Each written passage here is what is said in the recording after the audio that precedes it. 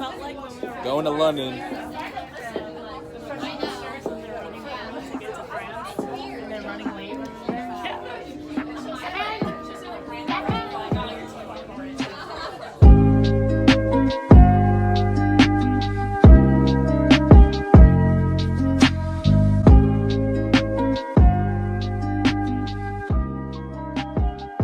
Previous and following clips contains my trip to London and Paris, which was around my 18th birthday. Time really flew by, because yesterday I turned 20. And as you get older, dealing with birthdays throughout your life can be a mixture of lamentation and celebration. When you think of birthday milestones, you think of your 16th or your 18th, maybe your 21st. Actually, obviously your 21st. But how come 20 is never really respected? Your 20th birthday is a huge milestone. It's the completion of 2 decades of your life, and it's the beginning of your journey to adulthood. There's so much maturation that takes place at 20. I don't know why, maybe I'm the only person that thinks this due to recency bias, but turning 20 to me is the most important birthday. I always thought of it as the commencement of prosperity.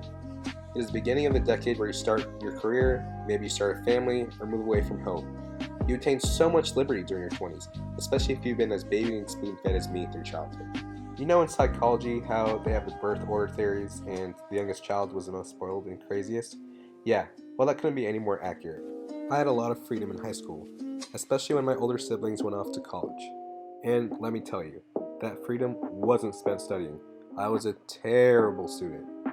In my senior year math class, I got a 4, which is a D for letter grades, because I refused to copy the posted answer sheet by my teacher, and I refused to write any random answer down to fulfill the homework completion grade. I didn't care about school, because the only thing that consumed my mind were partying and girls. The fall and winter of my high school senior year was the embodiment of a juvenile delinquent named Chad. Both nights of the weekend were dedicated to partying late, then coming home, and later sneaking out or sneaking a girl in. The lifestyle was purely materialistic. I cared way too much about how others perceived me. I desired unnecessary attention, whether it was through my social media, my outfits, or how I acted at functions. The biggest thing I noticed is that every action I performed during those times wasn't done for me. I validated myself based off how others perceived me, how people would value my popularity, my looks, and the persona I really portrayed for them. The thing is, throughout this whole stage of my life, I knew it wasn't sustainable.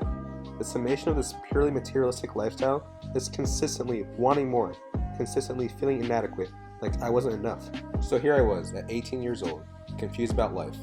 Let's see, I sucked at school, I wasn't close to having my priorities straight. I specifically remember sitting in my English class senior year, contemplating if college and education is really for me.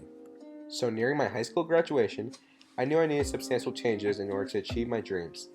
I need a new environment. I need to seclude myself from my previous lifestyle. So I did this by attending a small private university just downtown. I know college students will party everywhere, but a new environment meant a new identity. The dreams I desired to achieve could not be attained unless I had a serious detox from my old high school self. As I wished, attending this university was a grand pivotal moment in my short life. Around 19 years old, I transformed my interests and identity with more significant matters. I instilled habits that I took pride in, such as volunteering weekly with the marginalized, inner city youth as we symbiotically mentored each other, and we combated institutional barriers.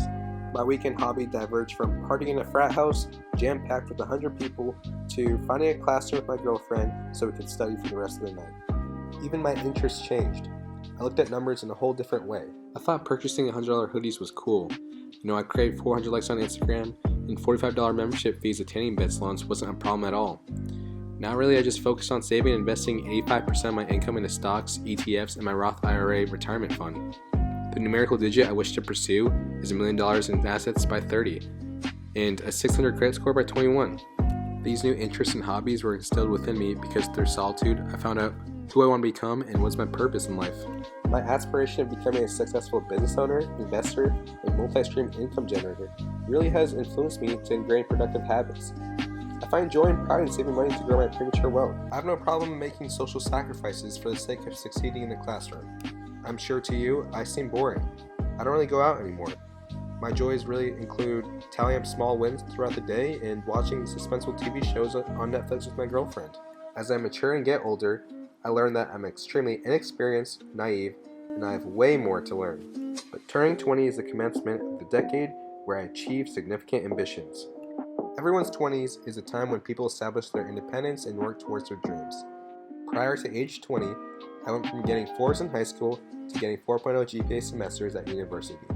I went from being anxious of my appearance and popularity to being half a year removed from social media and looking like a bum every day. Well, cause, I don't know, I kind of lost my fashion sense and touch with what's in trend, but it doesn't matter.